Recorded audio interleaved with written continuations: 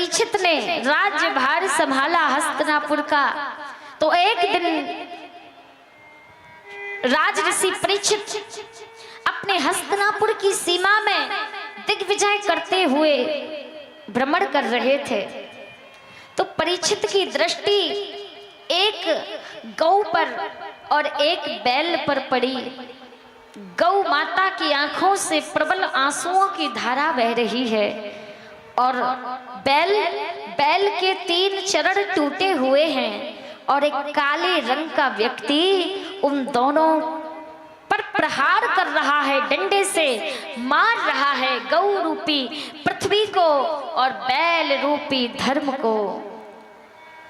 ये गौ माता स्वयं पृथ्वी मैया है, जो पृथ्वी के भार अधिक होने पर रो रही हैं, और गौ रूपी पृथ्वी, बैल रूपी धर्म जिसके 3 चरण 3 पांव टूटे हुए हैं, जो एक पांव पर खड़ा है, दोनों एक दूसरे से बातें कर रही हैं कि अब कलयुग का साम्राज्य आने वाला है, द्वापर समाप्त हो गया, भगवान अपने धाम को चले गए। अब इस कलयुग में हमारी रक्षा कौन करेगा? कलयुग में बड़े बड़े अधर्मी, बड़े बड़े पापी जन्म लेंगे, उनके पाप के भार से हमारी रक्षा कौन करेगा?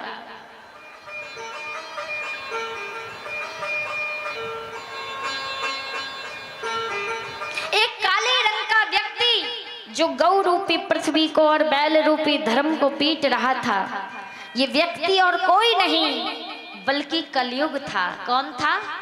कौन था? कलयुग, जो गौ रूपी पृथ्वी को और बैल रूपी धर्म को डंडे से पीट रहा था। और जब परीक्षित ने ऐसा धर्म होते हुए देखा तो म्यान से तलवार निकाली और कलयुग को मारने लगे। कलयुग चरणों में गिर पड़ा। त्राहि माम, त्राहि माम, त्राहि माम, हे राजन त्राहि माम, मैं आपकी शरण में आया हूं। आप बड़े ही दयालु राजा हैं, इसीलिए मुझ पर भी कृपा करें। परीक्षित ने कहा कि तू है कौन? कलयुग ने अपना परिचय दिया है, राजन मेरा नाम कली है, मेरा नाम कलयुग है, और सतयुग, त्रेता और ये द्वापर समाप्त हो गया। अब मेरा ही साम्राज्य आने वाला है, मेरा साम्राज्य आ गया है और मैं अपने साम्राज्य में रहने के लिए आया हूं। परीक्षित ने कहा, देख कलयुग, मैं तेरे प्राण ले लूंगा, तू पापी है, तू अधर्मी है, तू दुष्ट है, तू अवगुणों की खान है। कलयुग ने कहा, राजन मैं मानता हूं कि मैं पापी हूं, अधर्मी हूं, मैं अवगुणों की खान हूं, लेकिन मेरे अंदर एक विशेष गुण भी है। वो विशेष गुण क्या है? बोले सतयुग, त्रेता, द्वापर में व्यक्ति जप तप दान यज्ञ आचार धर्म व्रत आदि शुभ कर्म करता था, तब जाकर उसे मुक्ति मिलती थी। लेकिन इस कलयुग में क्या प्रधान है? हो कलयुग केवल नाम आधारा, सुमर सुमर नर उतरहि पारा। राम सिया राम जय जय राम, राम सिया राम जय जय राम। कलयुग केवल नाम आधारा,